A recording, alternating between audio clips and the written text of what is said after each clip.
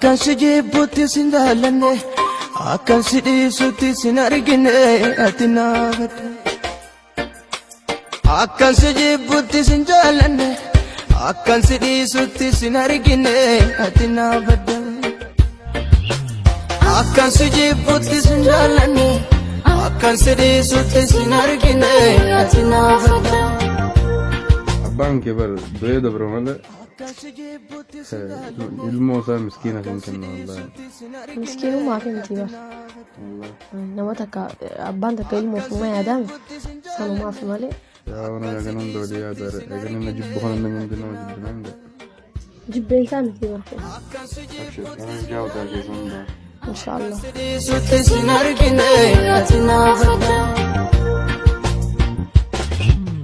Akkan si jibbuutti sin jaallanne akkan si dhiisutti sin argine ati naafadhu. Akkan si jibbuutti sin jaallanne akkan si dhiisutti sin argine ati naafadhu. Akkan si jibbuutti sin jaallanne akkan si dhiisutti sin argine ati naafadhu. Akkan si jibbuutti sin jaallanne akkan si dhiisutti sin argine ati naafadhu.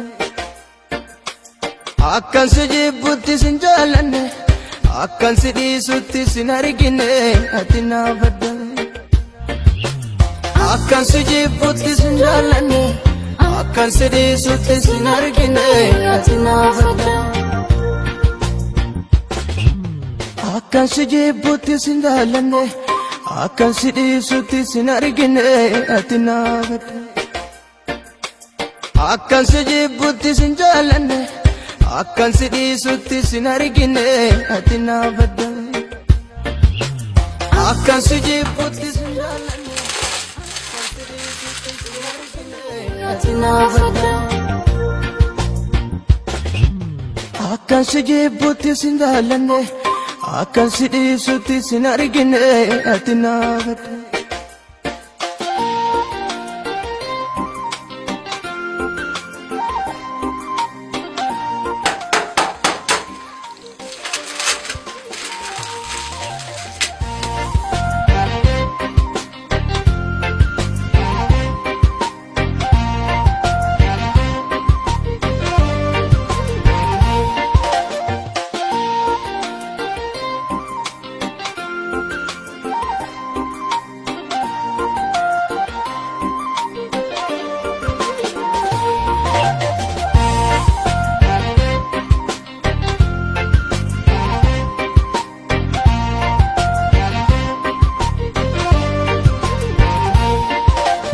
Akkan si jibbuutti sin jaallanne akkan si dhiisutti sin argine ati naafadhu.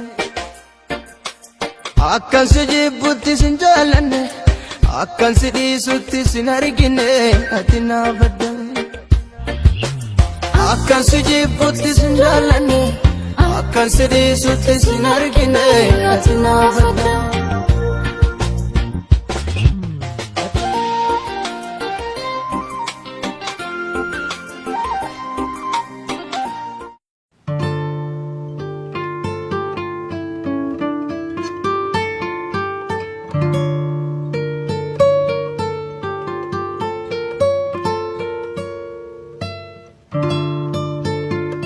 Xalayaa kana sii barreessa jedhee yaadee hin beeku.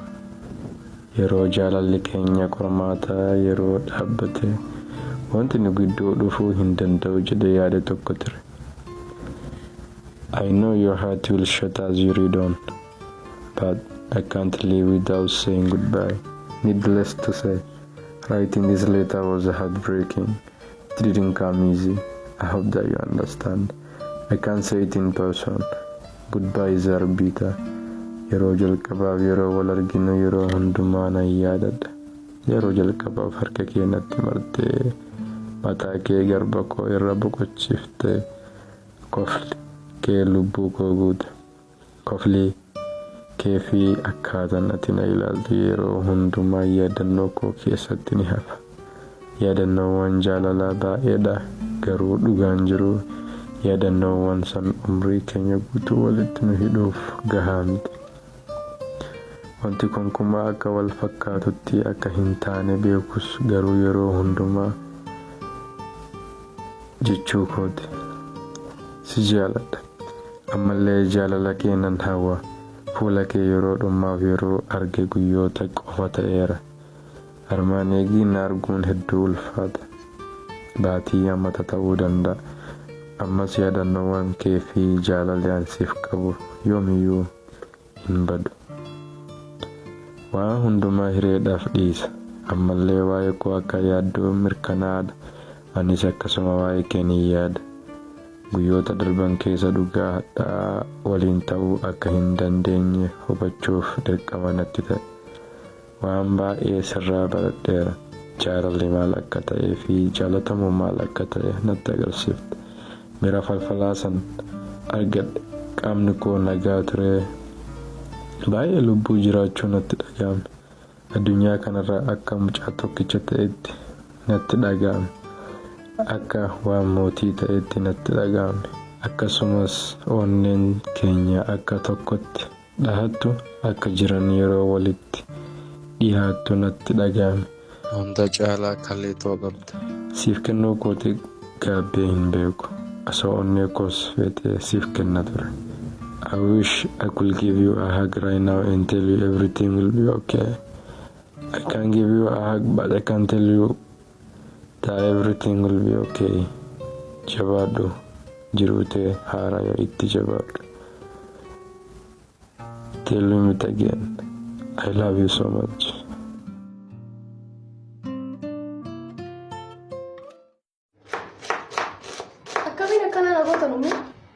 Maal sirraa balleessa kana gootan? Maal si goone antaltee? Maal ma si goone? Maal nan godhin qabdanii? Maal si goone dubanit? Akkamiin na dhokastanii si mistira kanaa guddoo kana? Mistira maal? Kaleenyuutiin akkasa jira. Kaleeni? Akkamii mee dubbiin akkanaa dubbii nama dhokasanii yaa'uma? Dubbii nama dhokasanii miti. Eenyu namni na arifatee duuf deemtii mucoon tunumaa kan taane jee kaleen akan ati baabaa eenyu tokkollee? Mucaa seehannee soo ani maal ni beeyta? Ani ni sodaadha abbaa kan kee. Mee akkamiin godhaayyee? Inni sana hunda hin beeku ture. Garaa jabaata garuu akka malee. Ani kana hunda nin beeka. Osoon beekuu obseeti. Calliseeti. Ati tana hunda?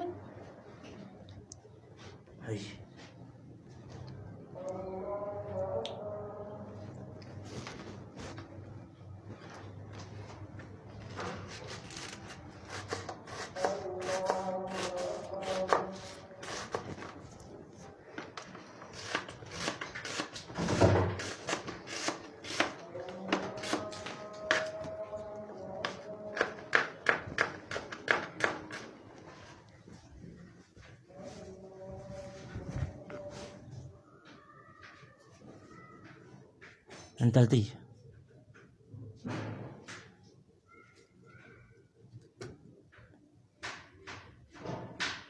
Akkamiin akka nama badaa akkanaa taataa baba? Laal waan takka naa hubadhu. Amma Abbaan ilmoodhaa duutus abbaa ilmoodhaa ilmoo ifii tana bakka bareedduun fedha. Bakka bareedduun hin si bikki bareedduun tanarraa si umrii xiqqishoo tana waan hin taane keessa seenuun fedhu. An barattee akka ilmoo namatti Dr. Injiinara yuunivarsiitii gurguddoo seentee siin barsiifadhaa jee yaaduu ture. Ammoo ati yeroo tanaan akka jaalala keessan seen hin fedhu akka ati jaalala keessa seentee waan hin taane keessarra buutee hin fedhu. Si gala an ilmaan kiyya gartee bakka guddoo waan hin fedhuufi malee balleessi jaaladheetii miti.